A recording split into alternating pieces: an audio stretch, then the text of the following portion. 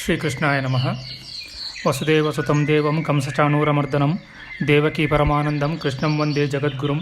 ಬ್ರಹ್ಮಸ್ಥಾನ ಸರೋಜ ಮಧ್ಯವಿಲಸಚ್ಛೀತಾಂಶುಪೀಠಸ್ಥಿತಂ ಸ್ಫೂರ್ಜತ್ಸೂರ್ಯರುಚಿಂ ವರಾಭಯಕರಂ ಕರ್ಪೂರ ಕುಂದೋಜ್ವಲಂ ಶ್ವೇತಸೃಗ್ವಸನಾನುಲೇಪನಯುತಂ ವಿದ್ಯುದ್ರುಚಾಕಾಂತಯ ಸಂಶ್ಲಿಷ್ಟಾರ್ಧತನಂ ಪ್ರಸನ್ನವದನಂ ವಂದೇ ಗುರುಂ ಸಾದರಂ.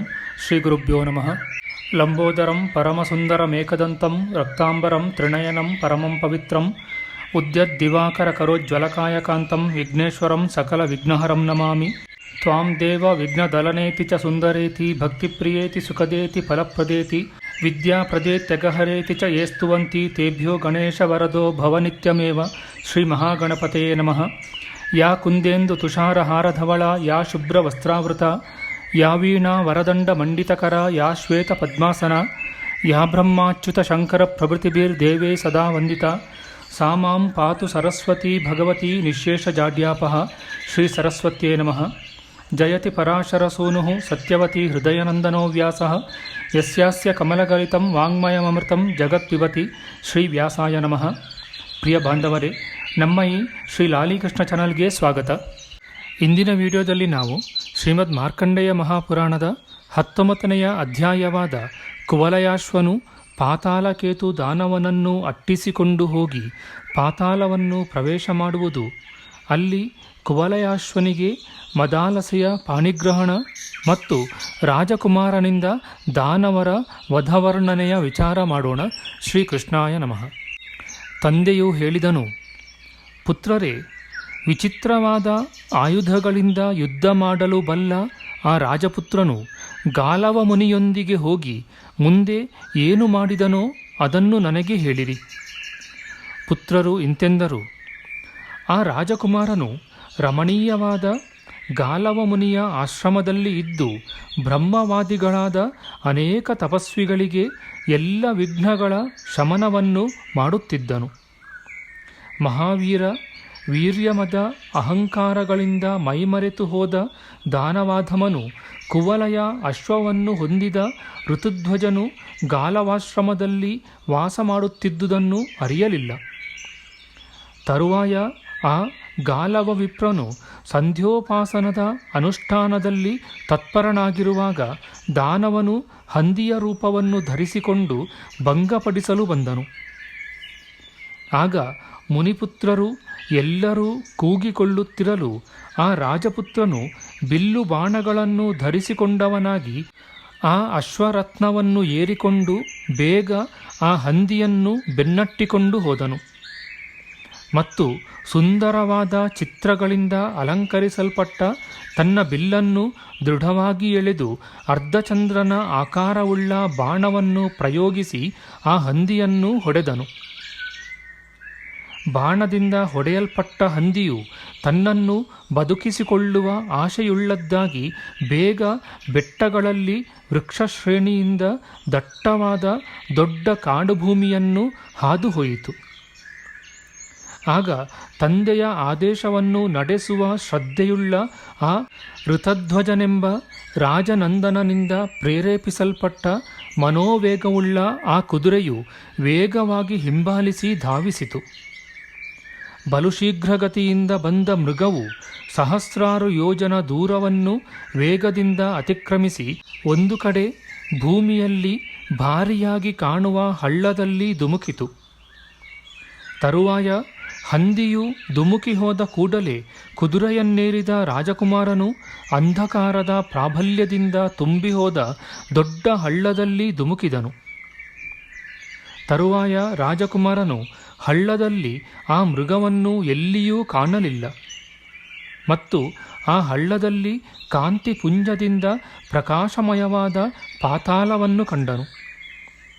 ಅನಂತರ ಆ ಪಾತಾಳದಲ್ಲಿ ಋತಧ್ವಜನು ಸುವರ್ಣಮಯವೂ 100 ಪ್ರಾಸಾದಗಳಿಂದ ಕೂಡಿರುವುದು, ಪ್ರಾಕಾರಗಳಿಂದ ಸುತ್ತಲ್ಪಟ್ಟಿರುವುದು ಮತ್ತು ಅಮರಾವತಿಯಂತೆ ಕಂಗೊಳಿಸುವುದೂ ಆದ ನಗರವನ್ನು ನೋಡಿದನು. ಆ ನಗರವನ್ನು ಪ್ರವೇಶಿಸಿದ ರಾಜಪುತ್ರನು ಆ ನಗರದಲ್ಲಿ ಯಾರೊಬ್ಬ ಮನುಷ್ಯನನ್ನೂ ಕಾಣಲಿಲ್ಲ. ಅನಂತರ ಹಾಗೆಯೇ ಸುತ್ತುತ್ತಿದ್ದ ರಾಜಪುತ್ರನಿಂದ ಅಲ್ಲಿ ತ್ವರೆಪಟ್ಟು ಹೋಗುತ್ತಿದ್ದ ಒಬ್ಬಳು ನಾರಿಯು ನೋಡಲ್ಪಟ್ಟಳು. ನೀನು ಎಲ್ಲಿಗೆ ಹೊರಟಿರುವೆ? ನೀನು ಯಾರ ಪುತ್ರಿಯು? ಹೀಗೆಂದು ರಾಜಪುತ್ರನಿಂದ ಆ ಕೋಮಲಾಂಗಿಯು ಪ್ರಶ್ನಿಸಲ್ಪಟ್ಟಳು. ಆ ಸುಂದರಿಯು ಏನೂ ಉತ್ತರ ಕೊಡಲಿಲ್ಲ. ಹಾಗೆಯೇ ಪ್ರಾಸಾದವನ್ನು ಹತ್ತಿದಳು. ಆ ಪ್ರಸಂಗದಲ್ಲಿ ವಿಸ್ಮಯದಿಂದ ಅರಳಿದ ಕಣ್ಣುಗಳುಳ್ಳವನು ನಿರ್ಭಯನೂ ಆದ ಆ ಋತಧ್ವಜನು ತನ್ನ ಕುದುರೆಯನ್ನು ಅಲ್ಲಿ ಒಂದೆಡೆಯಲ್ಲಿ ಕಟ್ಟಿಹಾಕಿ ಅವಳನ್ನು ಹಿಂಬಾಲಿಸಿ ಹೋದನು. ತರುವಾಯ ಅವನು ಬಹಳ ವಿಸ್ತಾರವಾದ ಮತ್ತು ಸುವರ್ಣಮಯವಾದ ಮಂಚದಲ್ಲಿ ಕುಳಿತುಕೊಂಡಿರುವ ಕಾಮದೇವನ ಪ್ರೇಯಸಿಯಾದ ರತಿಯಂತಿರುವ ಒಬ್ಬಳು ಕನ್ಯೆಯನ್ನು ನೋಡಿದನು. ಆ ಕನ್ಯೆಯು ಪೂರ್ಣಚಂದ್ರನಂತಿರುವ ಮುಖವುಳ್ಳವಳು, ಸುಂದರವಾದ ಹುಬ್ಬುಗಳುಳ್ಳವಳು, ಸ್ಥೂಲವಾದ ನಿತಂಬ ಸ್ತನಗಳಿಂದ ಕೂಡಿದವಳು, ತೊಂಡೆ ಹಣ್ಣಿನಂತಿರುವ ತುಟಿಗಳಿಂದ ಶೋಭಿತಳು, ಕೆನ್ನೈದಿಲೆಯಂತೆ ಕಣ್ಣುಗಳುಳ್ಳವಳು ಮತ್ತು ಕೃಶಾಂಗಿಯೂ ಆಗಿದ್ದಳು. ಮತ್ತು ಆಕೆಯು ಕೆಂಪಾದ ಎತ್ತರವಾದ ಉಗುರು, ಮೃದುವಾದ ಕೆಂಪಾದ ಕೈಕಾಲುಗಳು, ಕಣಕೈಯಂತೆ ಇರುವ ತೊಡೆ, ಸುಂದರವಾದ ದಂತಪಂಕ್ತಿ ಮತ್ತು ಕಪ್ಪಾದ ಸೂಕ್ಷ್ಮವಾದ ಸ್ಥಿರವಾದ ಮುಂಗೂದಲು ಇವುಗಳಿಂದ ಕೂಡಿದವಳು, ನವತಾರುಣ್ಯವತಿಯೂ ಆಗಿದ್ದಳು. ಸುಂದರವಾದ ಸರ್ವಾಂಗವುಳ್ಳವಳು, ಕಾಮದೇವನ ಅಂಗಲತೆಯಂತೆ ಇರುವವಳೂ ಆದ ಆ ಕನ್ಯೆಯನ್ನು ನೋಡಿ ಋತಧ್ವಜನು ಅವಳನ್ನು ಪಾತಾಳಲೋಕದ ದೇವತೆಯೆಂದು ಅರಿತನು. ಮಂಗಳಾಂಗಿಯಾದ ಆ ಬಾಲಿಕೆಯು ನೀಲವೂ ವಕ್ರವೂ ಆದ ಕೂದಲುಗಳುಳ್ಳವನು, ವಿಶಾಲವೂ ಉನ್ನತವೂ ಆದ ಎದೆ, ಹೆಗಲು ಮತ್ತು ಬಾಹುಗಳುಳ್ಳವನೂ ಆದ ರಾಜಪುತ್ರನನ್ನು ನೋಡಿದ ಕೂಡಲೇ ಅವನನ್ನು ಮನ್ಮಥನೆಂದು ತಿಳಿದುಕೊಂಡಳು. ಪ್ರಶಸ್ತವಾದ ಆಚಾರವುಳ್ಳ ಆ ಬಾಲಿಕೆಯು ಮಂಚದಿಂದ ಎದ್ದು ನಿಂತಳು. ಅತಿಶಯವಾದ ಚಿತ್ತಕ್ಷೋಭವನ್ನು ಹೊಂದಿದಳು ಮತ್ತು ಆ ತನ್ವಿಯು ಲಜ್ಜೆ, ವಿಸ್ಮಯ, ದೈನ್ಯ ಭಾವಗಳಿಗೆ ಅಧೀನಳಾಗಿ ಹೋದಳು. ಇಲ್ಲಿಗೆ ಬಂದಿರುವ ಈ ವ್ಯಕ್ತಿಯು ಯಾರು? ದೇವತೆಯೇ, ಯಕ್ಷನೇ, ಗಂಧರ್ವನೇ, ನಾಗನೇ ಅಥವಾ ವಿದ್ಯಾಧರನಿರಬಹುದೇ? ಇವನು ಯಾವಳೋ ಪುಣ್ಯವತಿಯಾದ ನಾರಿಯ ಪತಿಯೇ ಹೌದು. ಕಾಂತಿಯಿಂದ ರಂಜಿಸುವ ದೃಷ್ಟಿಯುಳ್ಳ ಆ ತರುಣಿಯು ಆಗ ಹೀಗೆ ಬಹುವಿಧವಾಗಿ ಚಿಂತಿಸುತ್ತಾ ಉಸಿರು ಬಿಟ್ಟು ನೆಲದಲ್ಲಿ ಕುಳಿತುಕೊಂಡು ಹಾಗೆ ಮೂರ್ಛೆಯನ್ನು ಹೊಂದಿದಳು. ಕಾಮಬಾಣಗಳ ಪ್ರಹಾರಕ್ಕೆ ಗುರಿಯಾಗುತ್ತಿದ್ದ ಆ ರಾಜಕುಮಾರನೂ ಕೂಡ ಹೆದರಬೇಡ ಎಂಬ ಅಭಯವಚನವನ್ನು ಆಡುತ್ತಾ ಆ ತರುಣಿಯನ್ನು ಸಂತೈಸಿದನು. ಮಹಾತ್ಮನಾದ ರಾಜನಂದನನಿಂದ ಹಿಂದೆ ನೋಡಲ್ಪಟ್ಟಿರುವ ಆ ನಾರಿಯೊಬ್ಬಳು ಆಗ ವ್ಯಾಕುಲತೆಯುಳ್ಳವಳಾಗಿ ಬೀಸಣಿಗೆಯನ್ನು ತೆಗೆದುಕೊಂಡು ಬೀಸಿದಳು. ಸ್ವಲ್ಪ ಸಮಾಧಾನವನ್ನು ಹೊಂದಿದ ಬಳಿಕ ಆಗ ರಾಜಪುತ್ರನಿಂದ ಮೋಹ ಉಂಟಾಗಲು ಕಾರಣವೇನೆಂದು ಪ್ರಶ್ನಿಸಲ್ಪಟ್ಟ ಕನ್ಯೆಯು ಸ್ವಲ್ಪ ನಾಚಿಗೊಂಡವಳಾಗಿ ತನ್ನ ಸಖಿಗೆ ಹೇಳಿದಳು. ಆ ಸಖಿಯು ರಾಜಪುತ್ರನ ದರ್ಶನದಿಂದ ಉಂಟಾದ ಮೋಹಾವಸ್ಥೆಯ ಸಮಗ್ರ ಕಾರಣವನ್ನು ಪ್ರಶ್ನೆ ಮಾಡಿದ್ದ ರಾಜಪುತ್ರನಿಗೆ ವಿಸ್ತಾರವಾಗಿ ಹೇಳಿದಳು. ಆ ಕನ್ಯೆಯ ಸಖಿಯು ಎಲ್ಲ ವೃತ್ತಾಂತವನ್ನು ಕನ್ಯೆಯು ತನಗೆ ನಿವೇದಿಸಿದಂತೆ ಪರಮಾರ್ಥವಾಗಿ ರಾಜಪುತ್ರನಿಗೆ ತಿಳಿಸಿದಳು. ಪ್ರಭುವೇ, ದೇವಲೋಕದಲ್ಲಿ ವಿಶ್ವಾವಸು ಎಂಬ ಹೆಸರಿನಿಂದ ಪ್ರಖ್ಯಾತನಾದ ಗಂಧರ್ವರಾಜನೂ ಇರುವನು. ಈ ಸುಂದರಿಯು ಆ ವಿಶ್ವಾವಸುವಿನ ಮಗಳು ಮತ್ತು ಮದಾಲಸೆ ಎಂಬ ಶುಭ ನಾಮಾಂಕಿತಳಾಗಿ ಪ್ರಸಿದ್ಧಿ ಹೊಂದಿರುವಳು. ಶತ್ರುಗಳನ್ನು ಭಂಜಿಸುವ ಪಾತಾಳಕೇತು ಎಂದು ಪ್ರಸಿದ್ಧನಾದ ಮತ್ತು ಅತ್ಯುಗ್ರ ರೂಪನಾದ ವಜ್ರಕೇತುವಿನ ಪುತ್ರ ದಾನವನೊಬ್ಬನು ಮತ್ತೊಂದು ಪಾತಾಳ ಪ್ರದೇಶವನ್ನು ಆಶ್ರಯಿಸಿಕೊಂಡಿರುವನು. ದುಷ್ಟಬುದ್ಧಿಯುಳ್ಳ ಆ ರಕ್ಕಸನಿಂದ ಉದ್ಯಾನವನದಲ್ಲಿ ವಿಹರಿಸುತ್ತಿದ್ದ ಈ ಬಾಲಿಕೆಯು ಅಂಧಕಾರಮಯವಾಗುವಂತೆ ಮಾಯೆಯನ್ನು ತೋರಿಸುತ್ತಾ ಅಪಹರಿಸಿ ತರಲ್ಪಟ್ಟಿರುವಳು. ಆ ಪಾತಾಳಕೇತು ದಾನವನು ಮುಂದೆ ಬರುವ ತ್ರಯೋದಶಿ ತಿಥಿಯಲ್ಲಿ ಈಕೆಯನ್ನು ಮದುವೆಯಾಗುವನಂತೆ. ಶೂದ್ರನು ವೇದಶ್ರವಣಕ್ಕೆ ಹೇಗೆ ಅರ್ಹನಲ್ಲವೋ ಹಾಗೆ ಆ ದಾನವಾಧಮನು ಈ ಸುಂದರಾಂಗಿಯನ್ನು ಭಾರ್ಯೆಯನ್ನಾಗಿ ಹೊಂದಲು ಅರ್ಹನಲ್ಲ. ನಿನ್ನೆಯ ದಿನ ಕಷ್ಟವನ್ನು ಸಹಿಸಲಾರದ ಈ ಬಾಲಿಕೆಯು ಪ್ರಾಣತ್ಯಾಗಕ್ಕೆ ಸಿದ್ಧಳಾಗಿರುವುದನ್ನು ನೋಡಿ ಕಾಮಧೇನುವು ನುಡಿಯಿತು, ಆ ದಾನವಾಧಮನು ನಿನ್ನನ್ನು ಮದುವೆಯಾಗುವುದಿಲ್ಲ. ಅತಿಶಯವಾದ ಮಾಹಾತ್ಮ್ಯಕ್ಕೆ ಅರ್ಹಳಾದವಳೆ, ಮರ್ತ್ಯಲೋಕಕ್ಕೆ ಹೋಗಿರುವ ದಾನವಾಧಮನನ್ನು ಯಾರು ಬಾಣಗಳಿಂದ ಭೇದಿಸುವನೋ ಅಂತಹ ಮಹಾತ್ಮನು ಕ್ಷಿಪ್ರದಲ್ಲಿಯೇ ನಿನಗೆ ಪತಿಯಾಗುವನು. ಜಿತಮನಸ್ಕಳಾದ ನಾನು ಇವಳ ಸಖಿಯು. ನಾನು ವಿಂಧ್ಯವಂತನ ಪುತ್ರಿಯೂ ವೀರನಾದ ಪುಷ್ಕರಮಾಲಿ ಎಂಬುವನ ಪತ್ನಿಯೂ ಮತ್ತು ಕುಂಡಲ ಎಂಬ ನಾಮಾಂಕನವುಳ್ಳವಳೂ ಆಗಿದ್ದೇನೆ. ಶುಂಭಾಸುರನಿಂದ ನನ್ನ ಪತಿಯು ಹತನಾಗಿ ಹೋಗಲು ಒಂದು ತೀರ್ಥದಿಂದ ಮತ್ತೊಂದಕ್ಕೆ ನಿಯಮವಾಗಿ ಯಾತ್ರೆ ಮಾಡುತ್ತಾ ಪರಲೋಕದ ಸದ್ಗತಿಯನ್ನು ಸಾಧಿಸುವ ಉದ್ಯಮವುಳ್ಳವಳಾಗಿ ದಿವ್ಯಗತಿಯಿಂದ ಸಂಚರಿಸುತ್ತಿರುವೆನು. ಹಂದಿಯ ರೂಪವನ್ನು ಧರಿಸಿಕೊಂಡು ಹೋದ ಪಾತಾಳಕೇತು ದಾನವನನ್ನು ಯಾರೋ ಒಬ್ಬನು ಮುನಿಜನರನ್ನು ರಕ್ಷಿಸುವ ಸಲುವಾಗಿ ತನ್ನ ಬಾಣದಿಂದ ಹೊಡೆದಿರುವನು. ನಾನು ಆ ವೃತ್ತಾಂತವನ್ನು ತಾತ್ವಿಕವೆಂದು ದೃಢಪಡಿಸಿಕೊಂಡು ತ್ವರೆಯಿಂದ ಇಲ್ಲಿಗೆ ಬಂದೆನು. ಆ ದಾನವಾಧಮನು ಯಾರಿಂದಲೋ ಪ್ರಹರಿಸಲ್ಪಟ್ಟವನಿರುವುದರಿಂದ ನಿಜವಾಗಿ ಏನಾದರೂ ದುಷ್ಟತನವನ್ನು ತೋರಿಸಬಹುದು. ಈ ಕನ್ಯೆಯು ಯಾವ ಕಾರಣದಿಂದ ಮೂರ್ಛೆಯನ್ನು ಹೊಂದಿದಳೋ ಆ ಕಾರಣವನ್ನು ಕೇಳು. ಸನ್ಮಾನ ಮಾಡುವ ಶೀಲವುಳ್ಳವನೇ, ಈಕೆಯು ನಿನ್ನನ್ನು ನೋಡಿದ ಮಾತ್ರದಿಂದಲೇ ನಿನ್ನಲ್ಲಿ ಪ್ರೀತಿ ಹುಟ್ಟಿದವಳಾದಳು. ದೇವಕುಮಾರನಂತೆ ಸುಂದರನೂ ಮಧುರವಾದ ವಾಣಿ, ಆಕಾರ ಮುಂತಾದ ಗುಣಗಳಿಂದ ಅಲಂಕೃತನೂ ಆದ ನಿನ್ನಲ್ಲಿ ಪ್ರೀತಿ ಹೊಂದಿದ ಇವಳು ಆ ದಾನವನನ್ನು ಹೊಡೆದಿರುವ ಬೇರೊಬ್ಬ ವೀರಪುರುಷನಿಗೆ ಪತ್ನಿಯಾಗಿ ವಿಹಿತಳಾಗಿರುವಳು.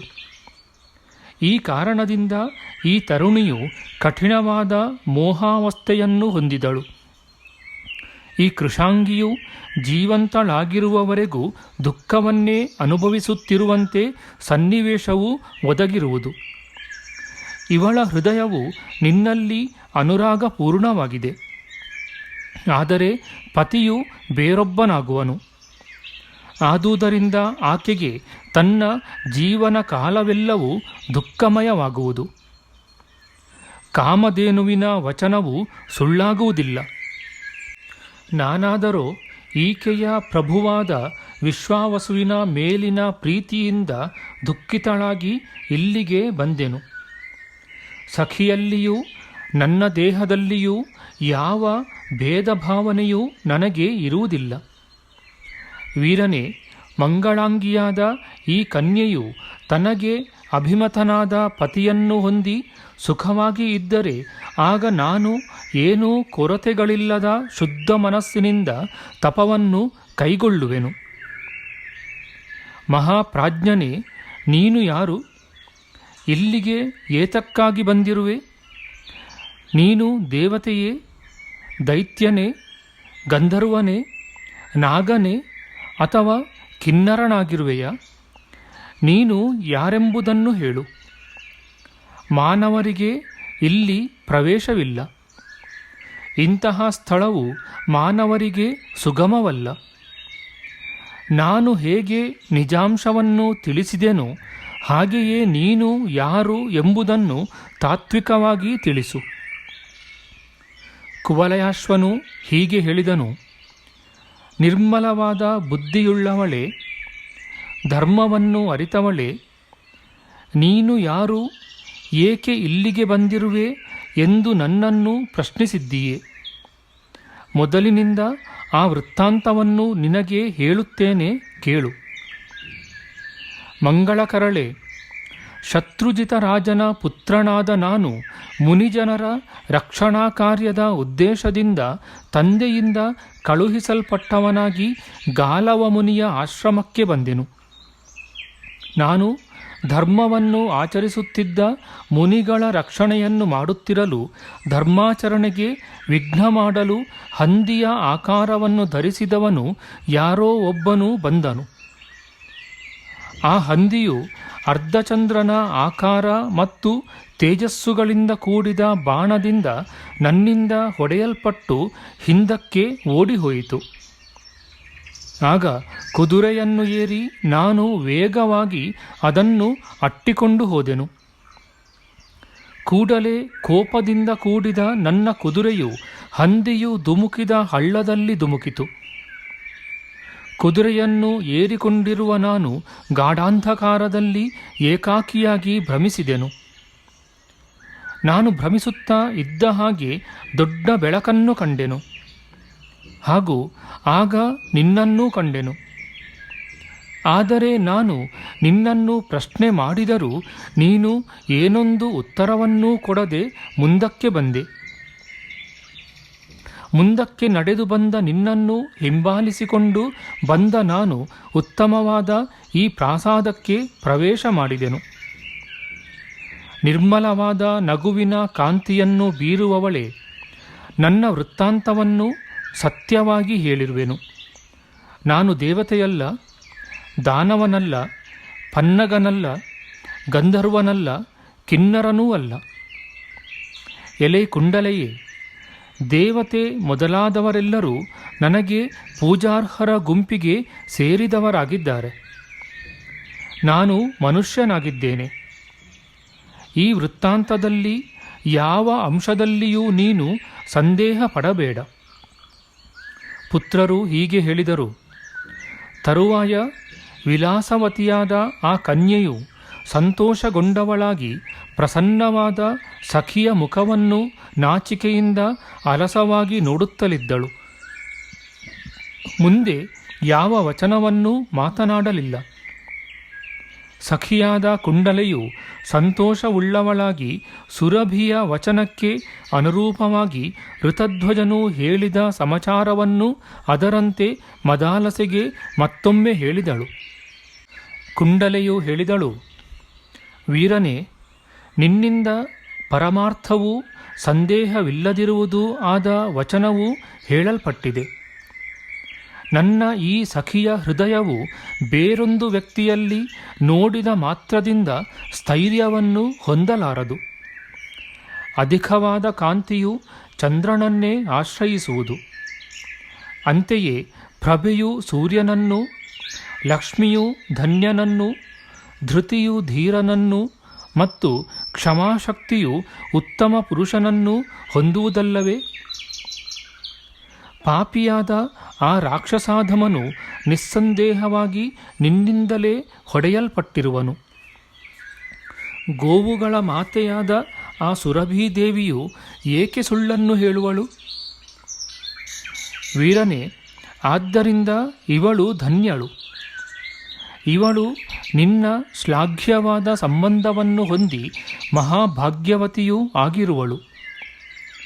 ವಿಧಿಯಿಂದಲೇ ಆತಂಕವಿಲ್ಲದ ಹಾಗೆ ಕಲ್ಪಿಸಲ್ಪಟ್ಟ ಮುಂದಿನ ಕರ್ತವ್ಯವನ್ನು ಮಾಡು. ಪುತ್ರರಿಂತೆಂದರು. ಆಗ ರಾಜಪುತ್ರನು, ನಾನು ಯಾವಾಗಲೂ ತಂದೆಗೆ ಪರತಂತ್ರನು ಎಂದು ಹೇಳಿದನು. ಮದಾಲಸೆಯು ತನ್ನ ವಂಶದ ಕುಲಗುರುವಾದ ಆ ತುಂಬುರುವನ್ನು ಸ್ಮರಿಸಿಕೊಂಡಳು. ಮದಾಲಸೆಯಿಂದ ಸ್ಮರಿಸಲ್ಪಟ್ಟ ತುಂಬುರುವು ಮದಾಲಸೆಯಲ್ಲಿದ್ದ ಪ್ರೀತಿಯಿಂದಲೂ ಕುಂಡಲೆಯಲ್ಲಿರುವ ಗೌರವದಿಂದಲೂ ಆ ಕ್ಷಣದಲ್ಲಿ ಸಮಿತ್ತು ದರ್ಬೆಗಳನ್ನು ತೆಗೆದುಕೊಂಡವನಾಗಿ ಅಲ್ಲಿಗೆ ಬಂದನು. ಮತ್ತು ಅಗ್ನಿಯನ್ನು ಪ್ರಜ್ವಲನ ಮಾಡಿ ಮಂತ್ರಪೂರ್ವಕವಾಗಿ ಹೋಮ ವಿಧಾನವನ್ನು ಪೂರೈಸಿ ಮಂಗಳ ಸಂಸ್ಕಾರದಿಂದ ಕೂಡಿದ ಕನ್ಯೆಯನ್ನು ವಿವಾಹ ವಿಧಿಯಿಂದ ದಾನ ಮಾಡಿ ಬಂದ ಹಾಗೆ ತಾನು ಹಿಂದಕ್ಕೆ ಹೊರಟನು. ತರುವಾಯ ಪ್ರಾಜ್ಞನಾದ ತುಂಬುರುವು ತಪಶ್ಚರ್ಯೆಗಾಗಿ ತನ್ನ ಆಶ್ರಮಕ್ಕೆ ತೆರಳಿದನು. ಆ ಸಖಿಯು ಆ ವಿವಾಹಿತಳಾದ ಬಾಲಿಕೆಗೆ ಹೇಳಿದಳು, ಸುಂದರಮುಖಿಯೇ, ನಾನು ಕೃತಾರ್ಥಳಾದೆನು. ನಾನು ಸೌಂದರ್ಯಶಾಲಿನಿಯಾದ ನಿನ್ನನ್ನು ಈ ಪತಿಯ ಕೈಸೇರಿದುದನ್ನು ನೋಡಿ ಇನ್ನೂ ಏನೂ ಅಶಾಂತಿಯಿಲ್ಲದೆ ಶುದ್ಧವಾದ ಮನಸ್ಸಿನಿಂದ ಅಧಿಕವಾಗಿ ತಪಸ್ಸನ್ನು ಮಾಡುವೆನು. ಇನ್ನು ಮುಂದೆ ತೀರ್ಥಯಾತ್ರೆಯನ್ನು ಮಾಡುತ್ತಾ ಅಲ್ಲಲ್ಲಿ ತೀರ್ಥೋದಕಗಳಲ್ಲಿ ಸ್ನಾನ ಮಾಡಿ ಪಾಪಗಳನ್ನು ಕಳೆದುಕೊಂಡು ಮತ್ತೆ ಹೀಗೆ ಭರ್ತೃವಿಯೋಗಿನಿಯಾಗದಂತೆ ಯತ್ನಿಸುವೆನು. ಇಷ್ಟು ಹೇಳಿ ಮುಂದೆ ಹೊರಡುವ ಇಷ್ಟವುಳ್ಳ ಕುಂಡಲೆಯು ತನ್ನ ಸಖಿಯ ಸ್ನೇಹದಿಂದ ಕಾತರವಾಗಿ ಮಾತನಾಡುತ್ತಾ ರಾಜಪುತ್ರನನ್ನು ಕುರಿತು ವಿನಯದಿಂದ ಕೂಡಿದ ಮಾತನ್ನು ಆಡಿದಳು. ಕುಂಡಲೆಯು ಇಂತೆಂದಳು, ಅಪಾರವಾದ ಪ್ರಜ್ಞೆಯುಳ್ಳ ನಿಮ್ಮಂತಹವರಿಗೆ ಪುರುಷರಿಂದ ಕೂಡ ಉಪದೇಶ ಮಾಡಬೇಕಾದುದಿಲ್ಲ. ಹೀಗಿರಲು ಸ್ತ್ರೀಯರು ಉಪದೇಶಿಸುವುದೆಂತು? ಆದ್ದರಿಂದ ನಾನು ನಿನಗೆ ಉಪದೇಶಿಸುವುದಿಲ್ಲ. ಎಲೆ ಶತ್ರು ಸಂಹಾರಕನೇ, ಆದರೆ ಕೃಶಾಂಗಿಯಾದ ನನ್ನ ಸಖಿಯಲ್ಲಿದ್ದ ಪ್ರೀತಿಗೆ ಪರತಂತ್ರವಾದ ಮನಸ್ಸಿನಿಂದ ನಿನ್ನಿಂದ ವಿಶ್ವಾಸಯೋಗ್ಯಳಾಗಿ ಮಾಡಲ್ಪಟ್ಟ ನಾನು ನಿನಗೆ ಜ್ಞಾಪಕಕ್ಕೆ ತರುವೆನು. ಧರ್ಮ, ಅರ್ಥ, ಕಾಮ ಪುರುಷಾರ್ಥಗಳನ್ನು ಸಾಧಿಸಲು ಪತಿಗೆ ಭಾರ್ಯೆಯು ಸಹಾಯಕಳಾಗುವಳು. ಅಂತಹ ಭಾರ್ಯೆಯನ್ನು ಪತಿಯು ಯಾವಾಗಲೂ ಇಷ್ಟದಂತೆ ನಡೆದು ಅನಿಷ್ಟವನ್ನು ಪರಿಹರಿಸಿ ರಕ್ಷಿಸಬೇಕು. ಯಾವ ಭಾರ್ಯೆ ಮತ್ತು ಪತಿ ಈ ದಂಪತಿಗಳು ಪರಸ್ಪರವಾಗಿ ಐಕಮತ್ಯದಿಂದ ಹೊಂದಿಕೊಂಡಿರುವರೋ ಆ ದಂಪತಿಗಳಲ್ಲಿ ಧರ್ಮ, ಅರ್ಥ, ಕಾಮ ಈ ತ್ರಿವರ್ಗವೂ ಕೂಡಿಕೊಂಡು ಇರುವುದು. ಪ್ರಭುವೇ, ಪುರುಷನು ಭಾರ್ಯೆಯಿಲ್ಲದೆ ಧರ್ಮ ಅರ್ಥಗಳನ್ನು ಹೇಗೆ ಹೊಂದುವನು? ಮತ್ತು ಅರ್ಥ ಕಾಮಗಳನ್ನು ಕೂಡ ಹೊಂದಲಾರನು. ಧರ್ಮ, ಅರ್ಥ, ಕಾಮ ಈ ತ್ರಿವರ್ಗವು ಭಾರ್ಯೆಗೆ ಅಧೀನವಾಗಿರುವುದು. ಹಾಗೆಯೇ ಭಾರ್ಯೆಯು ಪತಿಯನ್ನು ಬಿಟ್ಟು ಧರ್ಮಾದಿಗಳನ್ನು ಸಾಧಿಸಲು ಅರ್ಹಳಾಗಿಲ್ಲ. ಆದ್ದರಿಂದ ಪುರುಷಾರ್ಥಗಳ ತ್ರಿವರ್ಗವು ದಾಂಪತ್ಯವನ್ನು ಅವಲಂಬಿಸಿದೆ. ರಾಜಪುತ್ರನೇ, ದೇವತೆ, ಪಿತೃ, ಭೃತ್ಯ ಮತ್ತು ಅತಿಥಿ ಇವರ ಪೂಜೆಯನ್ನು ಭಾರ್ಯೆಯನ್ನು ಬಿಟ್ಟು ಪುರುಷರಿಂದ ಮಾತ್ರ ಆಚರಿಸಲು ಶಕ್ಯವಿಲ್ಲ. ಪುರುಷರಿಂದ ಸಂಪಾದಿಸಲ್ಪಟ್ಟರೂ ಆ ಹಣವು ಒಂದು ವೇಳೆ ಮನೆಗೆ ತರಲ್ಪಟ್ಟರೂ ಅದನ್ನು ನೋಡಿಕೊಳ್ಳಲು ಭಾರ್ಯೆ ಇಲ್ಲದಿದ್ದರೂ ಅಥವಾ ದುಷ್ಟ ಭಾರ್ಯೆಯಿದ್ದರೂ ನಾಶವಾಗುವುದು. ಭಾರ್ಯೆ ಇಲ್ಲದವನಿಗೆ ಕಾಮಸುಖವಿಲ್ಲವೆಂಬುದು ಪ್ರತ್ಯಕ್ಷವಾಗಿಯೇ ತಿಳಿದಿದೆ. ದಂಪತಿಗಳು ಸಹಧರ್ಮಾಚರಣೆಯಿಂದ ವೇದವಿಹಿತ ಧರ್ಮವನ್ನು ಮಾಡಿ ಶ್ರೇಯೋಭಾಗಿಗಳಾಗಬೇಕು. ಪುರುಷನಿಗೆ ಭಾರ್ಯೆ ಇಲ್ಲದಿದ್ದರೆ ಪಿತೃಋಣ ಪರಿಹಾರಕ್ಕೆ ಅವಶ್ಯ ಹೊಂದಬೇಕಾದ ಪುತ್ರ ಸಂತತಿಗೆ ಬೇರೊಂದು ಉತ್ಪತ್ತಿ ಸ್ಥಾನವಿರುವುದಿಲ್ಲ. ಪುರುಷನು ಭಾರ್ಯಾವಂತನಾಗಿರುವುದರಿಂದ ಪುತ್ರೋತ್ಪತ್ತಿಯಿಂದ ಪಿತೃಗಳನ್ನು, ಅನ್ನ ಸಿದ್ಧತೆಗಳಿಂದ ಅತಿಥಿಗಳನ್ನು ಮತ್ತು ಅರ್ಚನಾದಿಗಳಿಂದ ದೇವತೆಗಳನ್ನು ತೃಪ್ತಿಪಡಿಸುವನು. ಆದ್ದರಿಂದ ಧರ್ಮ ಮೂಲಳಾದ ಭಾರ್ಯೆಯನ್ನು ಪುರುಷನು ರಕ್ಷಿಸಬೇಕು. ನಾರಿಗೂ ಕೂಡ ಪತಿಯನ್ನು ಬಿಟ್ಟು ಧರ್ಮ, ಕಾಮ, ಅರ್ಥ ಮತ್ತು ಸಂತತಿ ಇವುಗಳ ಲಾಭವೂ ಇಲ್ಲ. ಆದುದರಿಂದ ಪುರುಷಾರ್ಥಗಳ ತ್ರಿವರ್ಗವು ದಾಂಪತ್ಯವನ್ನು ಅವಲಂಬಿಸಿರುವುದು. ನಿಮ್ಮಿಬ್ಬರಿಗೆ ಹೇಳಬೇಕಾದುದನ್ನು ನಾನು ಹೇಳಿರುವೆನು. ಮುಂದೆ ನನ್ನ ಇಷ್ಟದಂತೆ ನಾನು ಹೋಗುವೆನು. ನೀನು ಈ ಪತ್ನಿಯೊಡನೆ ಧನ, ಪುತ್ರ, ಸೌಖ್ಯ ಮತ್ತು ಆಯುಷ್ಯಗಳನ್ನು ಹೊಂದಿ ಚಿರಕಾಲ ಬಾಳು. ಪುತ್ರರು ಹೀಗೆಂದರು. ಹೀಗೆಂದು ಹೇಳಿ ಕುಂಡಲೆಯು ತನ್ನ ಸಖಿಯನ್ನು ಅಪ್ಪಿಕೊಂಡು ರಾಜಪುತ್ರನನ್ನು ನಮಸ್ಕರಿಸಿ ತನ್ನ ಇಷ್ಟವನ್ನು ಅನುಸರಿಸಿ ದಿವ್ಯಗತಿಯಿಂದ ಹೊರಟು ಹೋದಳು. ಶತ್ರುಜಿತರಾಜನ ಪುತ್ರನಾದ ಋತಧ್ವಜನು ಮದಾಲಸೆಯನ್ನು ಕುದುರೆಯ ಮೇಲೆ ಕುಳ್ಳಿರಿಸಿಕೊಂಡು ಪಾತಾಳದಿಂದ ಮರ್ತ್ಯಲೋಕಕ್ಕೆ ಹೊರಡಲು ಇಷ್ಟಪಡುತ್ತಿರುವಷ್ಟರಲ್ಲಿ ದಾನವರಿಂದ ತಿಳಿಯಲ್ಪಟ್ಟನು. ತರುವಾಯ ಪಾತಾಳಕೇತುವಿನಿಂದ ಸ್ವರ್ಗಲೋಕದಿಂದ ಯಾವ ಕನ್ಯಾರತ್ನವು ತರಲ್ಪಟ್ಟಿತ್ತೋ ಆ ಕನ್ಯಾರತ್ನವು ಅಪಹರಿಸಲ್ಪಡುತ್ತಿದೆ ಎಂದು ದಾನವರು ಕೂಡಲೇ ಗಟ್ಟಿಯಾಗಿ ಕೂಗಿಕೊಂಡರು. ಅನಂತರದಲ್ಲಿ ಪರಿಗ, ಖಡ್ಗ, ಗದೆ, ಶೂಲ, ಬಾಣ ಮುಂತಾದ ಆಯುಧಗಳನ್ನು ಧರಿಸಿಕೊಂಡು ರಾಕ್ಷಸರ ಸೈನ್ಯವು ಪಾತಾಳಕೇತು ದಾನವನ ಸಂಗಡ ಬಂದಿತು. ಆಗ ಆ ಉತ್ತಮ ವೀರರಾದ ದಾನವರು ನಿಲ್ಲು ನಿಲ್ಲು ಎಂದು ಗರ್ಜಿಸುತ್ತಾ ಅನೇಕ ಬಾಣಗಳ ವೃಷ್ಟಿಯಿಂದಲೂ ಹಾಗೂ ಶೂಲಗಳ ಮಳೆಯಿಂದಲೂ ರಾಜಕುಮಾರನನ್ನು ಮುಚ್ಚಿಹಾಕಿದರು. ಆಮೇಲೆ ದಾನವರನ್ನು ಮೀರಿಸಿದ ವೀರ್ಯವುಳ್ಳ ಆ ಶತ್ರುಜಿತನ ಪುತ್ರನು ನಗುನಗುತ್ತಾ ಲೀಲೆಯಿಂದ ಆ ಶಸ್ತ್ರಗಳನ್ನು ತನ್ನ ಪ್ರತಿಶಸ್ತ್ರಗಳಿಂದ ಕತ್ತರಿಸಿದನು.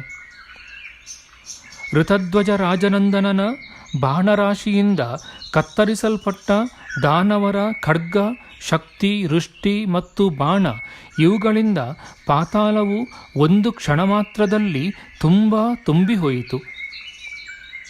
ತರುವಾಯ ರಾಜಪುತ್ರನು ತ್ವಷ್ಟೃ ಅಸ್ತ್ರವನ್ನು ತೆಗೆದುಕೊಂಡು ದಾನವರ ಮೇಲೆ ಪ್ರಯೋಗ ಮಾಡಿದನು. ಪಾತಾಳಕೇತುವಿನ ಸಮೇತರಾಗಿ ಆ ಎಲ್ಲ ದಾನವರು ತ್ವಷ್ಟೃ ಅಸ್ತ್ರದಿಂದ ಪರಾಜಯವನ್ನು ಹೊಂದಿದರು.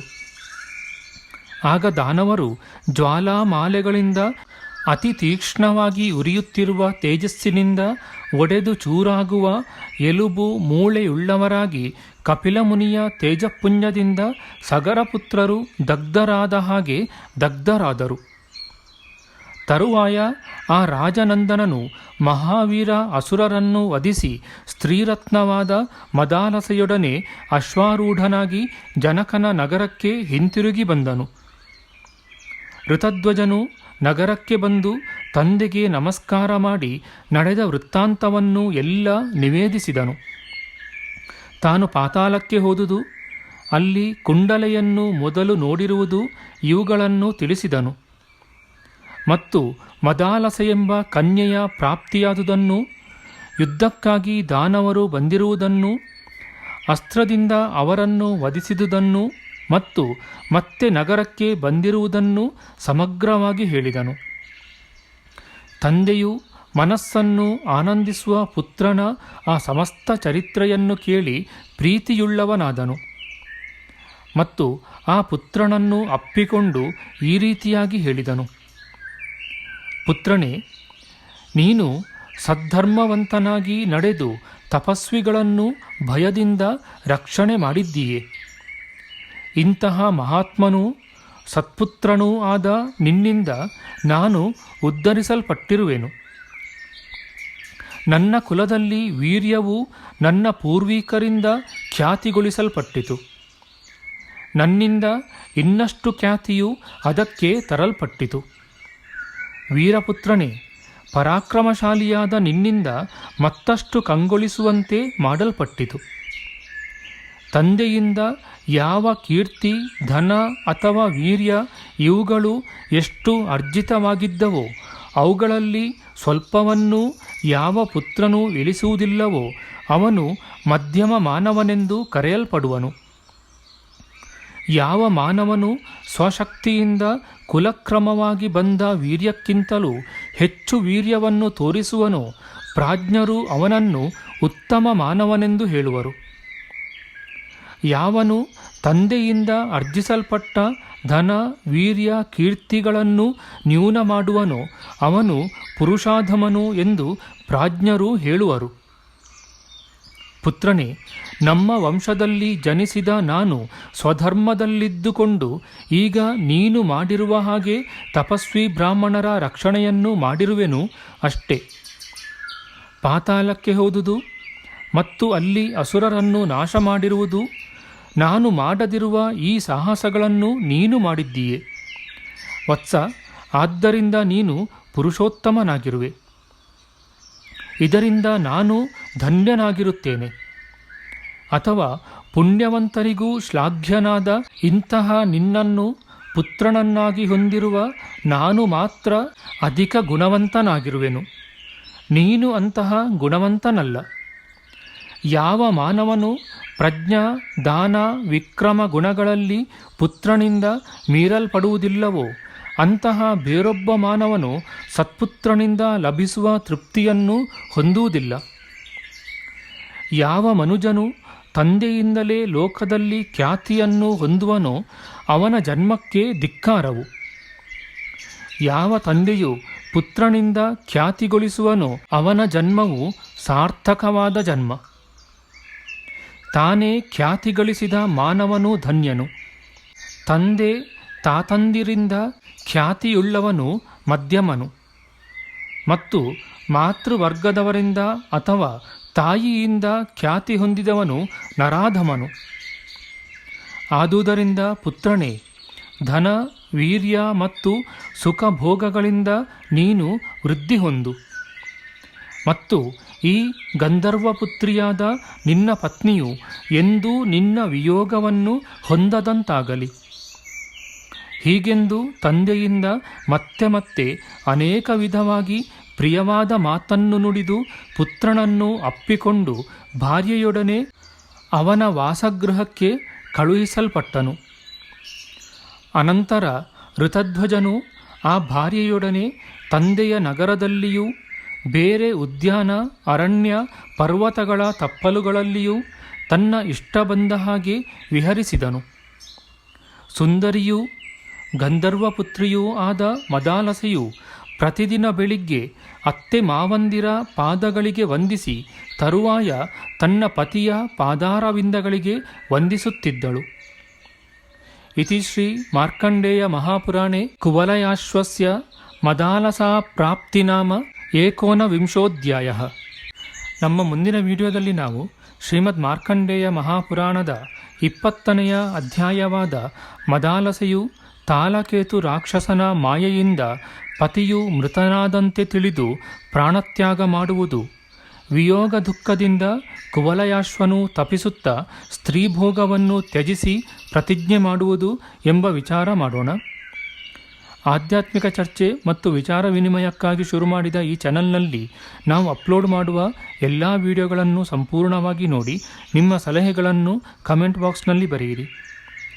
ದಯವಿಟ್ಟು ಈ ಚಾನಲ್ಗೆ ಸಬ್ಸ್ಕ್ರೈಬ್ ಮಾಡಿ ಹಾಗೂ ಬೆಲ್ ಬಟನನ್ನು ಒತ್ತಿ ನಾವು ಹಾಕುವ ಎಲ್ಲ ವಿಡಿಯೋಗಳನ್ನು ನೋಡಿ ಪ್ರೋತ್ಸಾಹಿಸಿ.